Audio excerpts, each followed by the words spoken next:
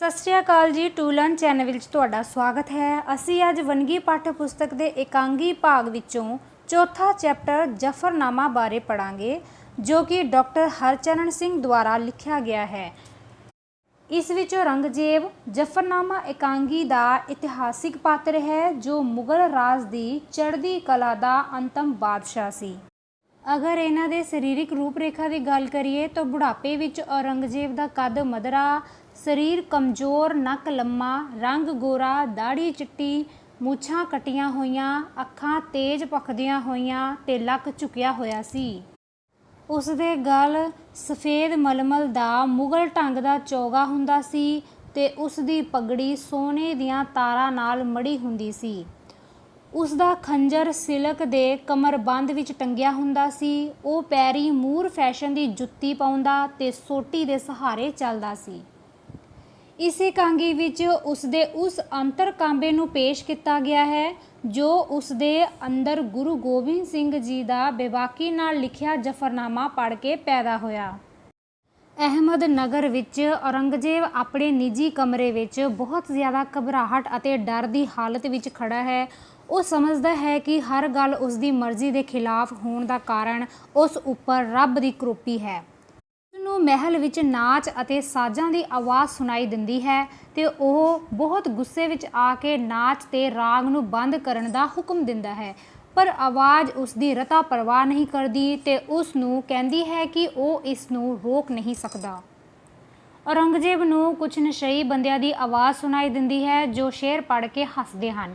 ਔਰੰਗਜ਼ੇਬ ਹੋਰ ਵੀ ਜ਼ਿਆਦਾ ਗੁੱਸੇ ਹੋ ਜਾਂਦਾ ਹੈ। ਉਸ ਦੇ ਪੁੱਛਣ ਉੱਤੇ ਇੱਕ ਆਵਾਜ਼ ਉਸ ਨੂੰ ਦੱਸਦੀ ਹੈ ਕਿ ਇਹ ਉਸ ਦੇ ਬਾਗੀ, ਅਹਿਲਕਾਰ, ਫੌਜਦਾਰ, ਸੂਬੇਦਾਰ, ਉਮਰਾ ਅਤੇ ਉਲਮਾ ਹਨ, ਜੋ ਉਸ ਦੀ ਮੌਤ ਦੀਆਂ ਘੜੀਆਂ ਉਡੀਕ ਰਹੇ ਹਨ ਤੇ ਸ਼ਰਾਬ ਦੇ ਨਸ਼ੇ ਵਿੱਚ ਉਸ ਦੀ ਕਮਜ਼ੋਰੀ ਦਾ ਮਖੌਲ ਉਡਾ ਰਹੇ ਹਨ। ਬਾਹਰੋਂ ਆ ਰਹੇ ਸ਼ੋਰ ਸ਼ਰਾਬੇ ਦੀ ਆਵਾਜ਼ ਬਾਰੇ ਪੁੱਛਣ ਉੱਤੇ ਆਵਾਜ਼ ਔਰੰਗਜ਼ੇਬ ਨੂੰ ਦੱਸਦੀ ਹੈ ਕਿ ਉਸ ਦੇ ਪੁੱਤਰਾਂ ਵਿਚਕਾਰ ਮੁਗਲ ਤਖਤੋ ਤਾਜ ਲਈ ਖਾਨਾ ਜੰਗੀ ਸ਼ੁਰੂ ਹੈ ਤੇ ਉਹਨਾਂ ਵਿੱਚੋਂ ਇੱਕ ਉਸੇ ਪ੍ਰਕਾਰ ਹੀ ਤਖਤ ਸੰਭਾਲ ਲਵੇਗਾ, ਜਿਸ ਪ੍ਰਕਾਰ ਔਰੰਗਜ਼ੇਬ ਨੇ ਆਪਣੇ ਪਿਤਾ ਸ਼ਾਹਜਹਾਨ ਦੀ ਮੌਤ ਦੀ ਉਡੀਕ ਕੀਤੇ ਬਿਨਾਂ ਆਪਣੇ ਭਰਾਵਾਂ ਨੂੰ ਮਾਰ ਕੇ ਤਖਤ ਸੰਭਾਲ ਲਿਆ ਸੀ। ਇਹ ਸਭ ਸੁਣ ਕੇ ਔਰੰਗਜ਼ੇਬ ਘਬਰਾ ਜਾਂਦਾ ਹੈ। ਆਵਾਜ਼ ਔਰੰਗਜ਼ੇਬ ਨੂੰ ਇਹ ਵੀ ਦੱਸਦੀ ਹੈ ਕਿ ਪੰਜਾਬ ਵਿੱਚ ਸਿੱਖ ਗੁਰੂ ਦੇ ਝੰਡੇ ਹੇਠ ਮਹਾਰਾਸ਼ਟਰ ਵਿੱਚ ਮਰਹੱਟੇ ਤੇ ਸਤਨਾਮੀ ਸਾਧੂ ਉਸ ਦੇ ਵਿਰੁੱਧ ਉੱਠ ਰਹੇ ਹਨ ਤੇ ਮੁਗਲਾਂ ਨੂੰ ਪਛਾੜ ਰਹੇ ਹਨ। ਇਹ ਸੁਣ ਕੇ ਔਰੰਗਜ਼ੇਬ ਕਹਿੰਦਾ ਹੈ ਕਿ ਉਹ ਮੁਗਲ ਹਕੂਮਤ ਨੂੰ ਕਿਸੇ ਪ੍ਰਕਾਰ ਵੀ ਕਮਜ਼ੋਰ ਨਹੀਂ ਹੋਣ ਦੇਵੇਗਾ, ਪਰ ਆਵਾਜ਼ ਉਸ ਨੂੰ ਦੱਸਦੀ ਹੈ ਕਿ ਮੁਗਲ ਹਕੂਮਤ ਉਸ ਵਾਂਗ ਹੀ ਬੁੱਢੀ ਤੇ ਜਰਜਰੀ ਹੋ ਚੁੱਕੀ ਹੈ। ਇਸੇ ਸਮੇਂ ਹੀ ਉਸ ਦੀ ਕੁੜੀ ਜੀਨਤ ਉਸ ਨੂੰ ਆਪਣੇ ਹੱਥਾਂ ਉੱਤੇ ਬੋਚ ਲੈਂਦੀ ਹੈ ਤੇ ਉਸ ਨੂੰ ਹਲੂਣ ਕੇ ਜਗਾਉਣ ਦਾ ਯਤਨ ਕਰਦੀ ਹੈ, ਪਰ ਔਰੰਗਜ਼ੇਬ ਹਰ ਗੱਲ ਦਾ ਮਤਲਬ ਉਲਟਾ ਕੱਢਦਾ ਹੈ ਤੇ ਚੀਕਦਾ ਚਲਾਉਂਦਾ ਹੈ। ਜੀਨਤ ਦੇ ਯਤਨ ਨਾਲ ਉਹ ਹੋਸ਼ ਵਿੱਚ ਆ ਕੇ ਉਸ ਨੂੰ ਪੁੱਛਦਾ ਹੈ ਕਿ ਉਹ ਉਸ ਦੀ ਆਗਿਆ ਤੋਂ ਬਿਨਾਂ ਅੰਦਰ ਕਿਉਂ ਆਈ ਹੈ। ਜੀਨਤ ਨੇ ਉਸ ਨੂੰ ਦੱਸਿਆ ਕਿ ਉਹ ਸੁਪਨੇ ਵਿੱਚ ਚੀਖਾਂ ਮਾਰ ਰਿਹਾ ਸੀ, ਜਿਨ੍ਹਾਂ ਨੂੰ ਸੁਣ ਕੇ ਉਹ ਰਹਿ ਨਾ ਸਕੀ। ਔਰੰਗਜ਼ੇਬ ਦੱਸਦਾ ਹੈ ਕਿ ਉਸ ਨੂੰ ਇੱਕ ਪਲ ਵੀ ਨੀਂਦ ਨਹੀਂ ਆਈ ਤੇ ਹੁਣ ਬਹੁਤ ਭਿਆਨਕ ਸੁਪਨਾ ਆਇਆ ਹੈ, ਜਿਸ ਨਾਲ ਉਹ ਬਹੁਤ ਡਰ ਗਿਆ ਹੈ। ਫਿਰ ਉਹ ਜੀਨਤ ਨੂੰ ਕਹਿੰਦਾ ਹੈ ਕਿ ਉਹ ਉਸ ਨੂੰ ਨਮਾਜ਼ ਪੜ੍ਹਨ ਲਈ ਮਸਜਿਦ ਤੱਕ ਲੈ ਚੱਲੇ। ਜੀਨਤ ਉਸ ਨੂੰ ਦੱਸਦੀ ਹੈ ਕਿ ਉਸ ਦੀ ਮਾਂ ਬੇਗਮ ਉਦੈਪੁਰੀ ਨੇ ਉਸ ਦੀਆਂ ਚੀਕਾਂ ਸੁਣ ਕੇ ਉਸ ਨੂੰ ਜਗਾਇਆ ਤੇ ਉਸ ਨੇ ਨਾਲ ਹੀ ਸ਼ਾਹੀ ਹਕੀਮ ਨੂੰ ਬੁਲਾ ਭੇਜਿਆ ਹੈ। ਉਹਨਾਂ ਦੇ ਮਸਜਿਦ ਵੱਲ ਜਾਣ ਪਿੱਛੋਂ ਬੇਗਮ ਉਦੈਪੁਰੀ, ਸ਼ਾਹੀ ਹਕੀਮ ਤੇ ਔਰੰਗਜ਼ੇਬ ਦਾ ਆਲਾ ਅਹਿਲਕਾਰ ਯਾਨੀ ਵੱਡਾ ਅਧਿਕਾਰੀ ਅਸਦ ਖਾਨ ਆ ਜਾਂਦੇ ਹਨ। ਬੇਗਮ ਉਹਨਾਂ ਨੂੰ ਔਰੰਗਜ਼ੇਬ ਦੀ ਮਾਨਸਿਕ ਪਰੇਸ਼ਾਨੀ ਬਾਰੇ ਦੱਸਦੀ ਹੈ। ਅਸਦ ਖਾਨ ਤੇ ਸ਼ਾਹੀ ਹਕੀਮ ਔਰੰਗਜ਼ੇਬ ਦੇ ਮਜ਼ਬੂਤ ਇਰਾਦੇ ਬਾਰੇ ਸੋਚ ਕੇ ਇਸ ਘਟਨਾ ਨੂੰ ਫਿਕਰ ਵਾਲੀ ਗੱਲ ਸਮਝਦੇ ਹਨ। ਬੇਗਮ ਉਹਨਾਂ ਨੂੰ ਦੱਸਦੀ ਹੈ ਕਿ ਉਹ ਪਿਛਲੇ ਕੁਝ ਮਹੀਨਿਆਂ ਤੋਂ ਗਮਗੀਨ ਰਹਿੰਦੇ ਹਨ। ਹਕੀਮ ਸਮਝਦਾ ਹੈ ਕਿ ਉਸ ਦੇ ਦਿਮਾਗ ਨੂੰ ਕੋਈ ਸਦਮਾ ਪਹੁੰਚਿਆ ਹੈ। ਅਸਦ ਖਾਨ ਮੁਲਕ ਵਿੱਚ ਕਾਲ ਅਤੇ ਹੈਜੇ ਨਾਲ ਹੋਈਆਂ ਮੌਤਾਂ ਨੂੰ ਔਰੰਗਜ਼ੇਬ ਦੀ ਪਰੇਸ਼ਾਨੀ ਦਾ ਕਾਰਨ ਸਮਝਦਾ ਹੈ। ਅਜੇ ਉਹ ਗੱਲਾਂ ਕਰ ਹੀ ਰਹੇ ਹਨ ਕਿ ਔਰੰਗਜ਼ੇਬ ਆ ਜਾਂਦਾ ਹੈ ਤੇ ਸ਼ੱਕੀ ਨਜ਼ਰ ਨਾਲ ਪੁੱਛਦਾ ਹੈ ਕਿ ਉਹ ਕੀ ਸਾਜ਼ਿਸ਼ ਕਰ ਰਹੇ ਹਨ। ਪਰ ਬੇਗਮ ਦੱਸਦੀ ਹੈ ਕਿ ਉਹ ਸਾਰੇ ਉਸਦੀ ਸਿਹਤ ਦੇ ਫਿਕਰ ਵਿੱਚ ਖੜੇ ਹਨ। ਸ਼ਾਹੀ ਹਕੀਮ ਔਰੰਗਜ਼ੇਬ ਨੂੰ ਇੱਕ ਦਵਾਈ ਦਿੰਦਾ ਹੈ ਤੇ ਫਿਰ ਉਹ ਚਲਾ ਜਾਂਦਾ ਹੈ। ਇਸ ਪਿੱਛੋਂ ਔਰੰਗਜ਼ੇਬ ਬੇਗਮ ਤੇ ਜ਼ੀਨਤ ਨੂੰ ਵੀ ਭੇਜ ਦਿੰਦਾ ਹੈ। ਉਹਨਾਂ ਦੇ ਜਾਣ ਪਿੱਛੋਂ ਔਰੰਗਜ਼ੇਬ ਨੇ ਅਸਦ ਖਾਨ ਨੂੰ ਦੱਸਿਆ ਕਿ ਉਹ ਅੱਜ ਰਾਤ ਜਿੰਨਾ ਪਰੇਸ਼ਾਨ ਹੋਇਆ ਹੈ ਇੰਨਾ ਜ਼ਿੰਦਗੀ ਭਰ ਕਦੇ ਨਹੀਂ ਹੋਇਆ। ਇਸ ਦਾ ਕਾਰਨ ਦੱਸਦਿਆਂ ਹੋਇਆ ਕਿਹਾ ਕਿ ਕੱਲ੍ਹ ਪੰਜਾਬ ਤੋਂ ਦਇਆ ਸਿੰਘ ਦੇ ਨਾਂ ਦੇ ਇੱਕ ਸਿੱਖ ਨੇ ਆਪਣੇ ਪੀਰ ਗੋਬਿੰਦ ਸਿੰਘ ਦਾ ਇੱਕ ਜ਼ਫਰਨਾਮਾ ਉਸ ਨੂੰ ਦਿੱਤਾ ਹੈ, ਜਿਸ ਵਿੱਚ ਸਿੱਖਾਂ ਦੇ ਪੀਰ ਨੇ ਔਰੰਗਜ਼ੇਬ ਨੂੰ ਇੰਨੀ ਬੇਝਿਜਕੀ ਨਾਲ ਲਾਹਨਤਾਂ ਪਾਈਆਂ ਹਨ ਕਿ ਉਸ ਦੀ ਜ਼ਮੀਰ ਕੰਬ ਉੱਠੀ ਹੈ। ਇਸ ਦਾ ਉਸਦੇ ਮਨ ਉੱਤੇ ਇੰਨਾ ਭਾਰੀ ਅਸਰ ਪਿਆ ਹੈ ਕਿ ਉਹ ਸਾਰੀ ਰਾਤ ਬੇਚੈਨ ਰਿਹਾ ਤੇ ਸਵੇਰੇ ਜਦੋਂ ਉਸਦੀ ਅੱਖ ਲੱਗੀ ਤਾਂ ਉਸਨੂੰ ਬੜਾ ਭਿਆਨਕ ਸੁਪਨਾ ਆਇਆ। ਉਸਨੇ ਦੱਸਿਆ ਕਿ ਗੁਰੂ ਜੀ ਦੇ ਜ਼ਫਰਨਾਮੇ ਨੇ ਉਸਦੇ ਇਨਸਾਨੀ ਜਜ਼ਬੇ ਨੂੰ ਹਿਲਾਉਣ ਦਿੱਤਾ ਹੈ।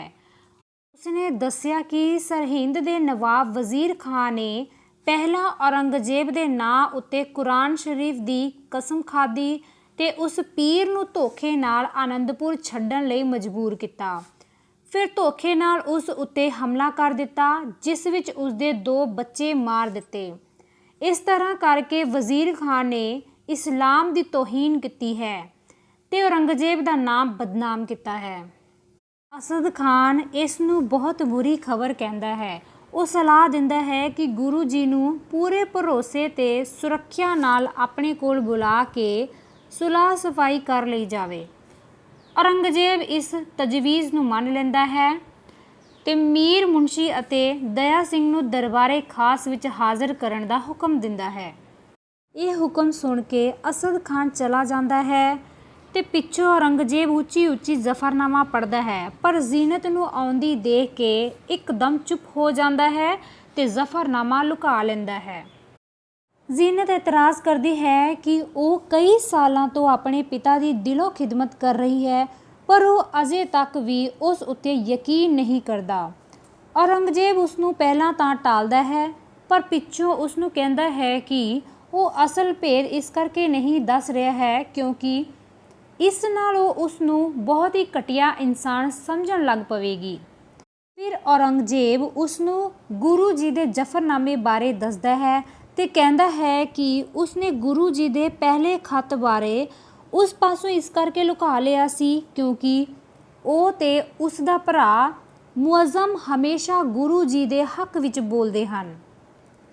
ਫਿਰ ਉਹ ਜ਼ੀਨਤ ਨੂੰ ਜ਼ਫਰਨਾਮੇ ਦੇ ਮਜ਼ਮੂਨ ਬਾਰੇ ਦੱਸਦਾ ਹੈ ਤੇ ਗੁਰੂ ਜੀ ਦੇ 2 ਵੱਡੇ ਬੇਟਿਆਂ ਦੇ ਜੰਗ ਵਿੱਚ ਮਾਰੇ ਜਾਣ ਤੇ ਛੋਟਿਆਂ ਦੇ ਵਜ਼ੀਰ ਖਾਂ ਦੁਆਰਾ ਨੀਹਾਂ ਵਿੱਚ ਚਿਣੇ ਜਾਣ ਦੀ ਗੱਲ ਦੱਸਦਾ ਹੈ। ਇਹ ਸੁਣ ਕੇ ਜ਼ੀਨਤ ਰੋਣ ਲੱਗ ਪੈਂਦੀ ਹੈ ਤੇ ਔਰੰਗਜ਼ੇਬ ਨੂੰ ਉਸਦੇ ਆਪਣੇ ਪੁੱਤਰ ਅਕਬਰ ਅਤੇ ਬੇਟੀ ਜੇਬੁਨ ਨਿਸਾ ਦੇ ਮਰਨ ਤੇ ਹੋਏ ਦੁੱਖ ਨੂੰ ਚਿਤਾਰਦੀ ਹੋਈ ਉਸ ਨੂੰ ਲਾਹਨਤਾਂ ਪਾਉਂਦੀ ਹੈ ਤੇ ਕਹਿੰਦੀ ਹੈ ਜੇਕਰ ਉਹ ਉਸਦੀ ਤਜਵੀਜ਼ ਅਨੁਸਾਰ ਵਜ਼ੀਰ ਖਾਨ ਨੂੰ ਸਜ਼ਾ ਨਹੀਂ ਦੇ ਸਕਦਾ ਤਾਂ ਉਹ ਸਮਝਦੀ ਹੈ ਕਿ ਇਹ ਜ਼ੁਲਮ ਔਰੰਗਜ਼ੇਬ ਦੇ ਇਸ਼ਾਰੇ ਉੱਤੇ ਹੀ ਹੋਇਆ ਹੈ। ਇਸ ਪਾਪ ਕਰਕੇ ਰੱਬ ਉਸ ਨੂੰ ਕਦੇ ਮਾफ़ ਨਹੀਂ ਕਰੇਗਾ ਤੇ ਉਸ ਦੀ ਰੂਹ ਨੂੰ ਕਿਆਮਤ ਤੀਕ ਚੈਨ ਨਹੀਂ ਆਵੇਗਾ। ਇਹ ਸੁਣ ਕੇ ਔਰੰਗਜ਼ੇਬ ਦੀ ਰੂਹ ਤੜਫ ਉੱਠਦੀ ਹੈ, ਪਰ ਜ਼ੀਨਤ ਉਸ ਨੂੰ ਕਹਿੰਦੀ ਹੈ ਕਿ ਉਹ ਪੱਕਾ ਮੁਸਲਮਾਨ ਹੁੰਦਾ ਹੋਇਆ ਵੀ ਰੱਬ ਨੂੰ ਨਹੀਂ ਪਛਾਣ ਸਕਿਆ। ਉਹ ਰੱਬ ਤੋਂ ਡਰਦਾ ਜ਼ਰੂਰ ਹੈ ਪਰ ਉਸ ਨੂੰ ਪਿਆਰ ਨਹੀਂ ਕਰਦਾ। ਇਹ ਸੁਣ ਕੇ ਔਰੰਗਜ਼ੇਬ ਪਛਤਾਵੇ ਭਰੇ ਭਾਵਾਂ ਨਾਲ ਕਹਿੰਦਾ ਹੈ ਕਿ ਉਹ ਸਭ ਕੁਝ ਸਮਝਦਾ ਹੈ ਕਿ ਲੋਕ ਉਸ ਨੂੰ ਇਨਸਾਨ ਵੀ ਨਹੀਂ ਸਮਝਣਗੇ।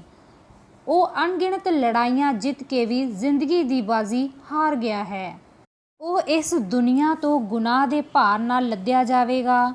ਉਹ ਆਪਣੇ ਬੇਟਿਆਂ ਨੂੰ ਅਜਿਹੇ ਗੁਨਾਹਾਂ ਤੋਂ ਬਚਣ ਲਈ ਤਾੜਨਾ ਭਰੀ ਵਸੀਅਤ ਲਿਖਣੀ ਚਾਹੁੰਦਾ ਹੈ।